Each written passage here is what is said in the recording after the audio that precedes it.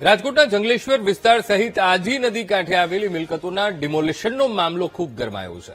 જિલ્લા વહીવટીતંત્ર દ્વારા 1297 મિલકતોને લગતી 1337 થી વધુ નોટિસ ફટકારવામાં આવી છે, જેની સામે સ્થાનિકોએ ગુજરાત હાઈકોર્ટમાં પિટિશન દાખલ કરી છે.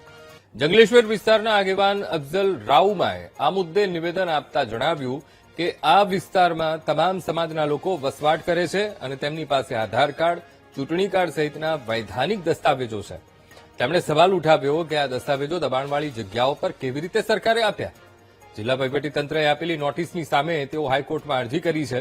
તેઓ કોઈ રાજકીય પક્ષ સાથે જોડાયેલા નથી અને કોઈ રેલીના સમર્થનમાં પણ નથી.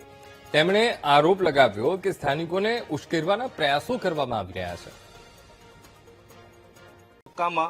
અલગ અલગ સરકારી ખાતાઓ દ્વારા જે નોટિસ પાઠવવામાં આવી એની અંદર પેલા રિવરફ્રન્ટ માટે, પછી ટીપી માટે અને ત્યારબાદ મામલતદાર દ્વારા જે નોટિસ દેવામાં આવી એ ટોટલ નોટિસનો આંકડો 3000 થી વધારે છે. આ 3000 થી વધારે નોટિસો જે દેવાયેલી છે એની અંદર અંદાજિત 30 થી 32,000 લોકો આમાં ઘર વિહોળા થાય એવી શક્યતા છે.